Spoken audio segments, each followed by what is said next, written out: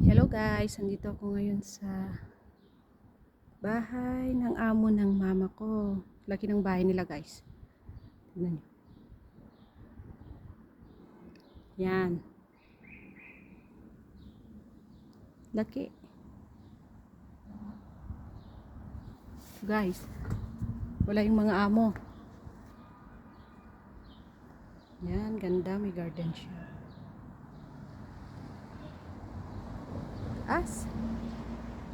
Yan guys. Linis. Dito na ata yung mama ko. Ay, wala pa. Tara, puntahan natin siya guys. Ang luwang ng bahay nila, walang katao-tao. Ito yung kusina nila guys.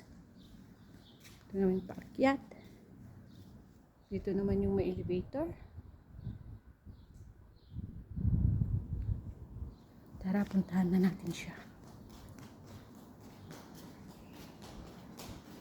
Tao po. Doorbell tayo. Tao po.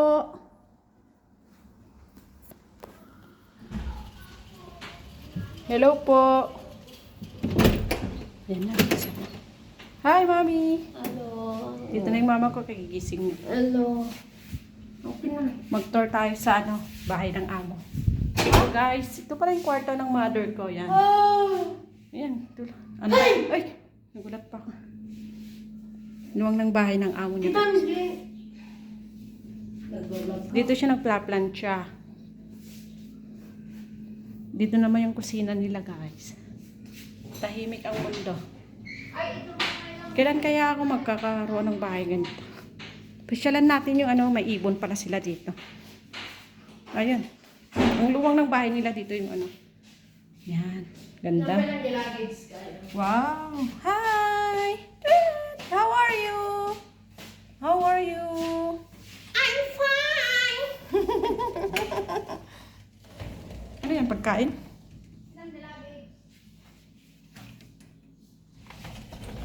Yan. Ganda dito guys. Mga laman mother. Ganda rin dito.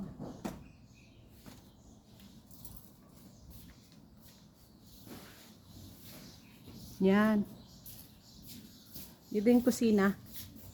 Muntik na sunog. Kakaselipon. Tara, punta natin si mama ko. May papakita siya.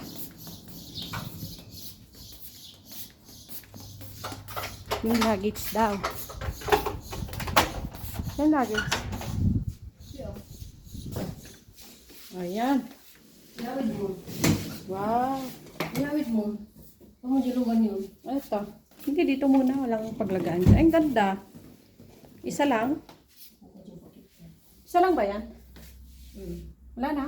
Kailangan ko dalawa. Hand carry. Apay, maratalayan daw ako. Dati karga natin nga bagya anak mo. Ay, Joy, konti ubing. Tos! Basit lang. 23 kilo lang. Basit lang. Hindi, ayong jubing. Eh, Adata. Basit Basit lang eh. Ganun mong gawin? kahit pa maliit ma, yung kilo. O, ito pala Pagkatang yung cargo ni mother ko, hindi pa nakauwi. Ito pala yung maliit na bag, meron pala dito. Uy, akin yan. Puno na ng damit yan. Sa'yo na yung red ko para magkaparehas. Jai. May red akong ganito. May red ka ba? Oo, para naman O, magkaparehas. di alam doon tunukot to eh. Kunin ko pag may ticket na tayo guys. So yun na kami sa Pilipinas. Naka-ready na. Guys, uwi na ako guys. Uy, magsalita ka pa ng bad words. Ay, sorry. Guys, uwi na tayo guys.